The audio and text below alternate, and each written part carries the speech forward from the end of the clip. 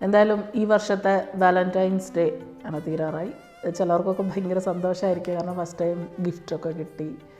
ചിലവർക്ക് എന്നാൽ കഴിഞ്ഞ വർഷത്തെ അത്രയും ഒന്നും ഉണ്ടായിട്ടുണ്ടാവില്ല, ഡിഫറൻസസ് ഒക്കെ ഫീൽ ചെയ്തിട്ടുണ്ടാവും.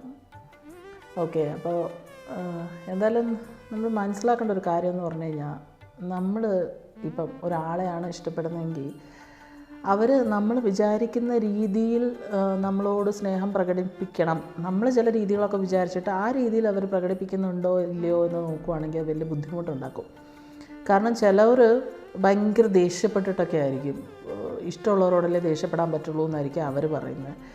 ചിലവരാണെങ്കിൽ ഭക്ഷണം ഉണ്ടാക്കി തന്നിട്ടായിരിക്കാം. അപ്പം നമ്മൾ പ്രതീക്ഷിക്കുന്ന രീതിയിലാണ് മറ്റാൾ പെരുമാറുന്നില്ല എന്ന് വിചാരിച്ചുകൊണ്ട് അവിടെ സ്നേഹമില്ല എന്നുള്ളൊരു കൺക്ലൂഷനിൽ എത്താതിരിക്കുകയായിരിക്കും നല്ലത്. പിന്നെ ഈ പറയുന്ന പോലെ ശരീരം കൊണ്ടും മനസ്സുകൊണ്ടും ഒന്നും അല്ലാതെ ആത്മാവ് കൊണ്ട് പ്രണയിച്ചു കഴിഞ്ഞാൽ ഈ സർഫസ് ലെവലിലുള്ള പ്രശ്നങ്ങളൊന്നും ഉണ്ടാവില്ല.